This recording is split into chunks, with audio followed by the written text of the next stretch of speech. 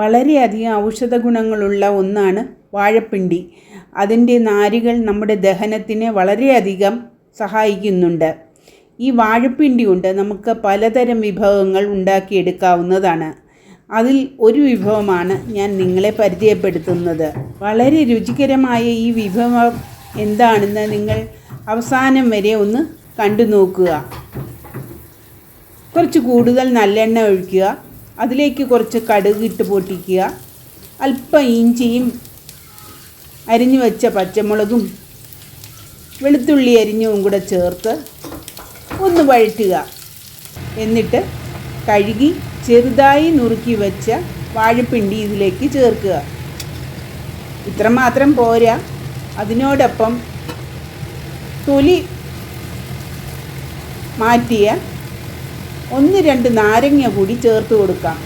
കാരണം വാഴപ്പിണ്ടിക്ക് ഒരു പുളിപ്പ് രസം കിട്ടാൻ വേണ്ടിയിട്ടാണ്. ഇതും ചേർത്ത് വാഴപ്പിണ്ടി ആ എണ്ണയിൽ കിടന്നൊന്ന് മൂക്കട്ടെ.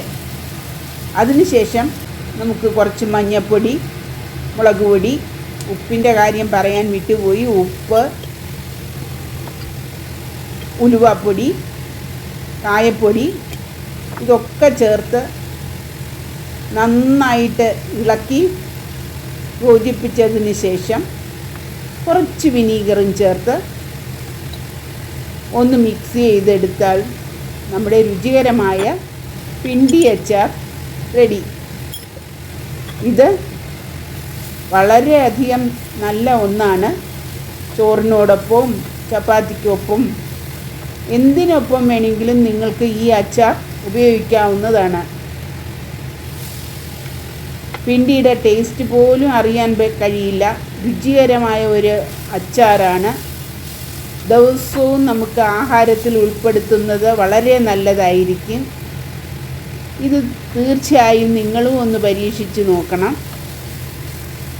ഇഷ്ടപ്പെടുകയാണെങ്കിൽ നിങ്ങളുടെ അഭിപ്രായം രേഖപ്പെടുത്തുകയും വേണം.